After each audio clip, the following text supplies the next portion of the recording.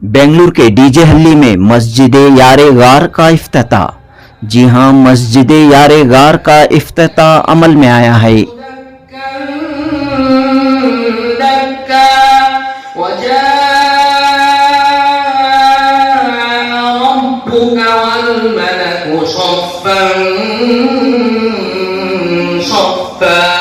बेंगलुरु के डीजे हल्ली में मस्जिद यारे गार का इफ्तिताह। जी हां, डीजे हल्ली में मस्जिद यारे गार का इफ्तिताह अमल में आया है। बेंगलुरु के घनी आबादी वाले इलाके Arif street Ghaus medical cross में मस्जिद यारे गार का कयाम अमल में आया है। जामिया अरबिया सैयदना अबू बकर सिद्दीक के इमारत के टेरेस पर शीट की मस्जिद तामीर की गई है। मदरसे के बानी व मोहतमिम मुफ्ती अब्दुल गफ्फार कासमी और मुकामी अहबाब की कोशिश से इस मस्जिद का कयाम अमल में आया है। 22 शाबानुल मुअज्जम 21 फरवरी बरोज जुमा मगरिब की नमाज के साथ मस्जिद यारे गार का इफ्तिताह अमल में आया। हाफिज मौलवी उसामा अबरार जामई की अजान व अकामत और मारूफ आलिम दीन मौलाना मुफ्ती खलीलुर रहमान कासमी बरनी की इमामत में नमाज मगरिब अदा की गई।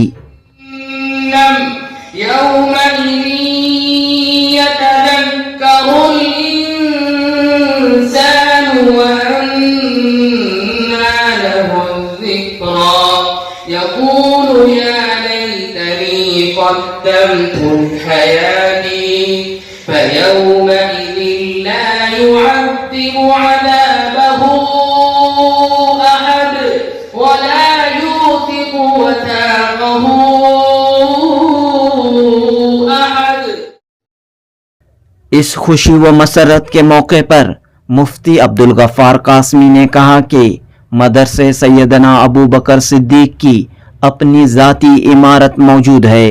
इस इमारत के ऊपरी हिस्से पर फिल वक्त शीट की शक्ल में मस्जिद का आगाज किया गया है।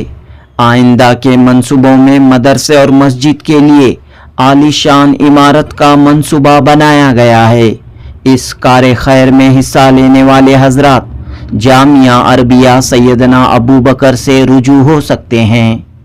मुफ्ती अब्दुल गफ्फार कासमी ने कहा कि डीजे हल्ली के मसाइल को ध्यान में रखते हुए इस मस्जिद और मदरसे के तहत कई मंसूबे बनाए गए हैं। जनूबी हिंद न्यूज रिपोर्ट।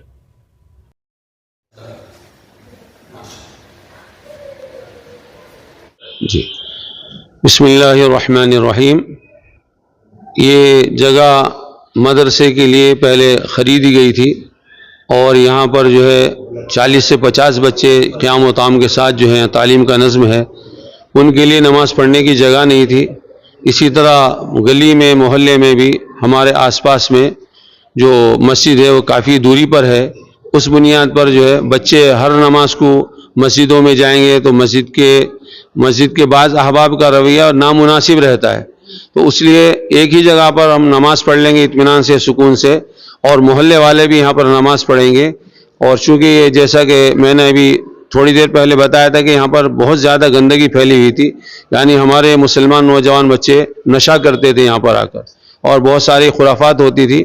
अल्लाह की मेहरबानी हुई कि अल्लाह ताला ने हमें ज़रिए के तौर पर यहाँ भेजा और अल्हम्दुलिल्लाह पहले मदरसा जो है यहाँ पर चला और अब जो है बाकायदा 5 वक्त की नमाज और इसी तरह रमज़ान में तरावी का पूरा इंतज़ाम है। इंशाअल्लाह अल्लाह ताला से हम दुआ करते हैं अल्लाह ताला से कबूल फरमाए।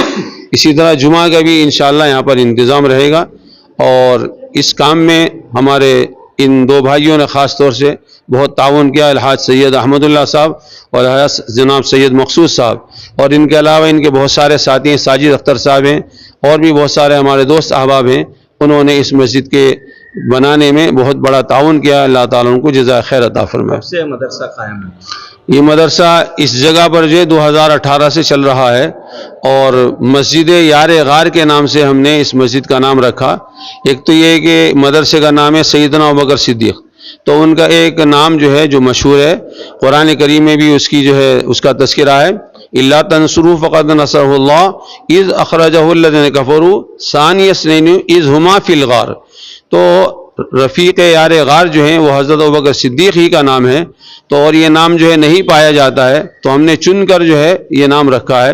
لیکن اسی کے ساتھ ساتھ ایک چیز کی ہم نے گنجائش رکھی ہے کہ اگر کوئی اللہ کا بندہ یا بندی اس جگہ پر اپنی پوری ذمہ داری کے ساتھ پوری تعمیر کر کے دے، مسجد مدرسہ بنا کر دے، اور وہ اپنے اعتبار سے اگر کوئی اپنا کوئی نام رکھنا چاہے اپنی طرف سے یا اپنے مرحومین کے نام سے، اور وہ دوسرا نام رکھنا چاہے، تو ہمارے ذمہ داروں کی طرف سے اس کی گنجائش رکھی گئی ہے، اور اگر وہ اسی نام کے ساتھ تعمیر کر دیں تو الحمدللہ۔ یعنی کہ آپ چاہ رہے ہیں کہ یہ جہاں مدرسہ بھی ہو مسجد بھی ہو، جی تو یہ کوشش رہے گی آپ انشاءاللہ، پہلے سے بھی ارادہ ہے، نیت بھی ہے، اور آہستہ آہستہ قدم با قدم ہم جو ہے منزل کی طرف بڑھ رہے ہیں۔ الحمدللہ مدرسہ بھی ہو گیا، اب یہ شیڈ کی شکل میں جو یہ تعمیر ہو گیا ہے۔ ہماری اصل نیت یہ کم سے کم 3 منزلہ عمارت یہاں پر رہے گی، جس میں مختلف شعبے، جیسا کہ شعبہ خدمت خلق ہے، اور اسی طرح شعبہ تحفظ ختم نبوت ہے، اسی طرح اصلاح معاشرہ ہے، اور یہاں پر جو مستورات رہتی ہیں ان مستورات کے لیے جو ٹیلرنگ کا انتظام ہے، اور بچوں کے لیے ہمارا اسکول کا بھی ارادہ ہے، اور اسی طرح جو میڈیکل کے اعتبار سے بھی یہاں پر بہت سارے ضرورت مند لوگ رہتے ہیں، ان کے لیے میڈیکل کا انتظام کرنا، میڈیکل کیمپ کرنا، اور جو ضرورت مند احباب ہیں ان کے لیے انشاءاللہ راشن وغیرہ کا انتظام کرنا، بہت سارے منصوبے ہیں۔ اللہ تعالیٰ کی جو مرضی جیسا ہوگی، اور اللہ تعالیٰ جب چاہیں گے انشاءاللہ وہ پورے ہو جائیں گے۔ جیسے کہ مفتی صاحب نے یہاں کا حوالہ سنا ہے، حقیقت یہ ہے کہ ایسے علاقے میں کام کرنے کی بڑی ضرورت ہوتی ہے، لیکن کارخانے میں 40 لوگ، 50 لوگ، اور عام طور پر یہاں پر تعلیم نہیں ہے اور دین کا جذبہ بھی نہیں ہے۔ لوگ مزدوری میں لگے ہوئے ہیں، آٹو چلا رہے ہیں، سبزیوں کی دکان ہے، اس طرح کے چھوٹے کاروبار ہیں، اور چھوٹے کاروباروں میں اکثر و بیشتر ہوتا یہ ہے کہ دین کی جو عظمت ہونی چاہیے وہ نہیں ہو پاتی، آدمی بس کھانے کمانے میں مشغول ہے۔ تو یہ ایک محنت کی جڑا ہے، محنت کے لیے اللہ نے مفتی صاحب کو اور اس مدرسے کو منتخب کر لیا ہے، بس اب یہ ہے کہ اس میں خوب کرنا ہے، محنت کرنا ہے، اور محنت کتنی کرنی ہے؟ لعل تبارک نفسک الا یکونوا مؤمنین۔ آپ صلی اللہ علیہ وسلم سے کہا گیا کہ ایسا لگتا ہے کہ آپ اپنے آپ کو ہلاک کر ڈالیں گے، اس بات کی فکر میں کہ لوگ مسلمان کیوں نہیں ہو رہے۔ تو اسی طرح کی محنت ماشاء اللہ اس طرح بھی رہے ہیں، لیکن اس طرح کی محنت کی اور ضرورت ہے۔ جب اس طرح کی محنت ہوگی تو انشاءاللہ اس کا بہت فائدہ ہوگا، دیر تک ہوگا، دور تک ہوگا۔ اس وقت میں ایک بات کہنا چاہتا ہوں، آپ صلی اللہ علیہ وسلم جس وقت مدینہ طیبہ تشریف لائے ہیں تو سب سے پہلے آپ جہاں پر مسجد قباء ہے وہاں تشریف لے گئے، اور پھر جس جگہ آپ کی اونٹنی کھڑی ہوئی تھی اسی جگہ پھر لوگوں نے مسجد قباء کی تعمیر کی ہے۔ تو آپ صلی اللہ علیہ وسلم جب وہاں پہنچے ہیں تو اونٹ پر کھڑے کھڑے آپ نے کچھ ارشادات فرمائے۔ کہنا چاہیے کہ مدینے میں آنے کے بعد وہ سب سے پہلی حدیث ہے، وہ کیا حدیث ہے؟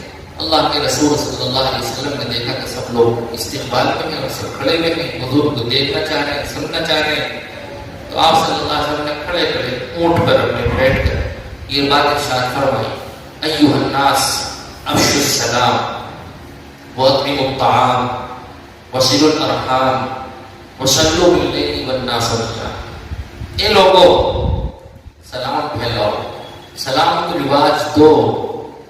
دوسری بات آپ نے ارشاد فرمایا واطعموا الطعام، لوگوں کو کھلاؤ جہاں تک ہو سکے۔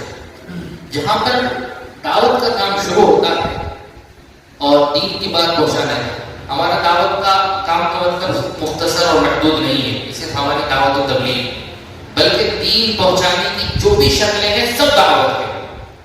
دین پہنچانے کی جو بھی شکلیں ہیں کیا ہے وہ سب کی سب دعوت ہے۔ یہاں پر دعوت کا مرکز اس کو بنایا جا سکتا ہے، جیسے کہ یہ علاقہ ہے، ہم یہاں پر اگر محنت کریں تو ایسا نظام بھی ہونا چاہیے کہ لوگوں کو بلا کر کھلائیں، ان کے لیے راشن کا انتظام ہو، ان کے لیے کچھ نہ کچھ کچھ پانی کا نظام ہو، اور اس طریقے سے ان کو دین کی طرف لایا جائے۔ بہت سارے لوگ آپ کو ایسے مل جائیں گے جو نان شبینہ کے بھی محتاج ہوتے ہیں، ان کے پاس میں کھانے پہ جو کچھ نہیں ہوتا، اور ایسے محلے میں وہ بہت ملتے ہیں۔ اور بہت سے لوگ ایسے ہوتے ہیں کہ جو ضرورت کی بنیاد پر دین بھی چھوڑتے ہیں، اخلاق بھی چھوڑتے ہیں، اور اپنا کردار بھی چھوڑتے ہیں۔ یہ میں بہت سمجھ کر بات کر رہا ہوں کہ اپنا کردار بھی چھوڑ دیتے ہیں وہ ضرورت کی بنیاد پر، اور ایسے علاقوں میں ایسے لوگوں کی کثرت ملے. تو ہمیں ان لوگوں کو بھی ٹارگٹ بنا کر محنت کرنی ہے اور جیسے بھی ہونا ہے اس میں مدد کرنی ہے. ماشاءاللہ والعزیز, اللہ کا بڑا کرم ہے, اللہ نے مفتی صاحب سے کام لیا اور یہ جگہ